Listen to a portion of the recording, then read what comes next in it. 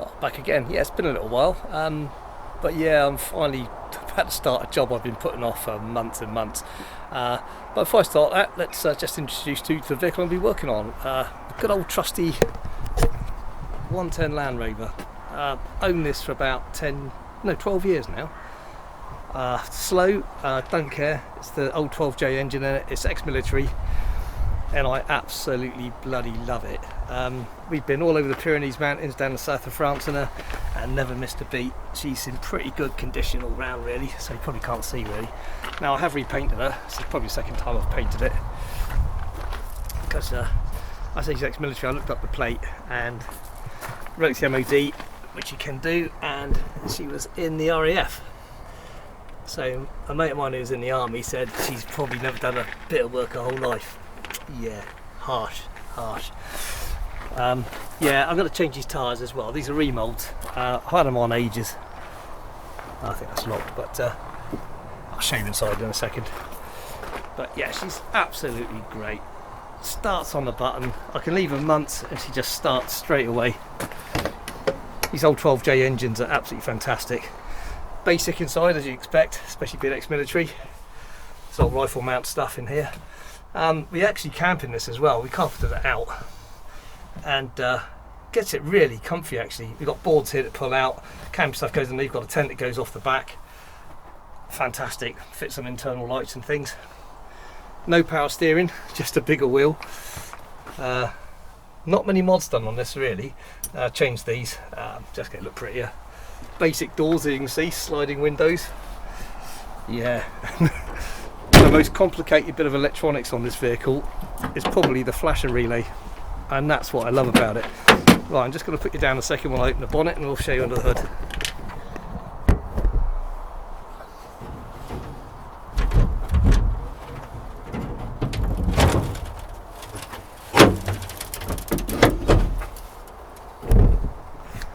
Right, hope you can see okay.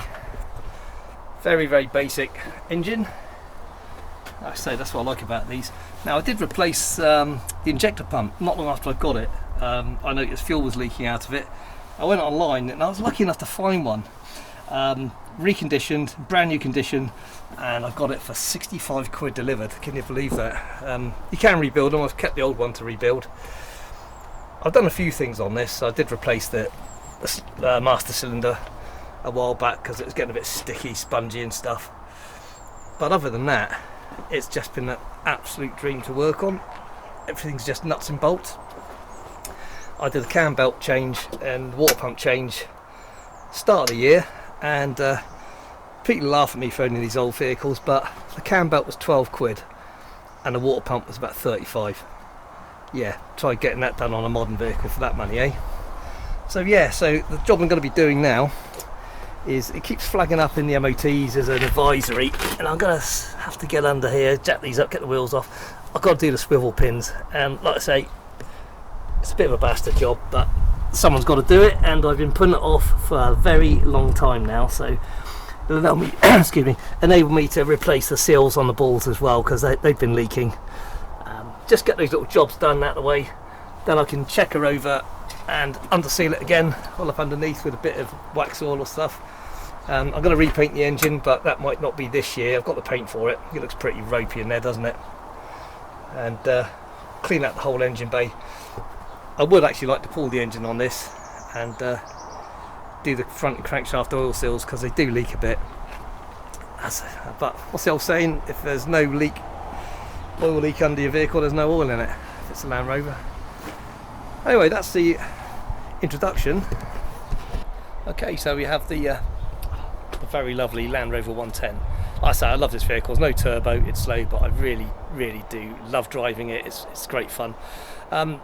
Yeah, I might do the work this Friday. There might be a little break while I order the parts and well get into it and see what I need, because I like to order the parts in one hit, and just easier that way rather than buy the parts now if I've got the wrong bits.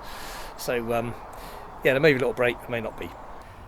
Yeah, I decided to take the wheels off and let's just record it and just start the video that way. I'm going to use my trusty impact wrench. I've had this a few years. I can't remember how much I paid for it. They weren't that expensive, but occasionally really pay for themselves. these are, I've got a big bar to do this as well, but I'll see you hit it the right way.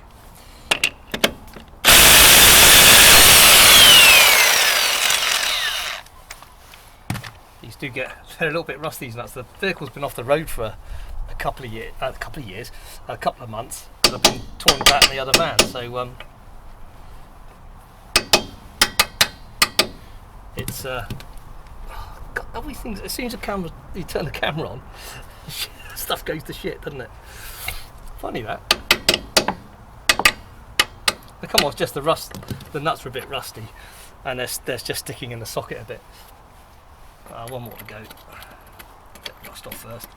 And we'll often have a quick look. Okay, yeah, reverse this time, Steve.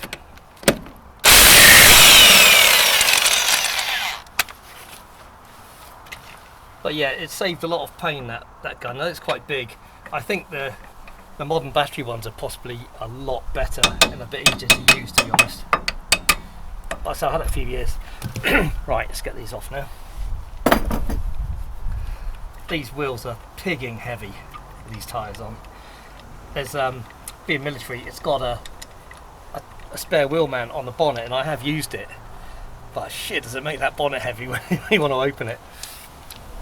So I tend to keep the spare actually in the back.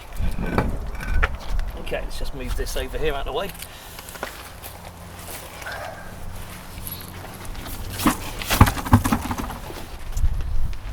Oh yeah, it needs a little bit of clean up in here, doesn't it? I'll lift you over here so you can just see a little bit better. Okay, I think we can see okay.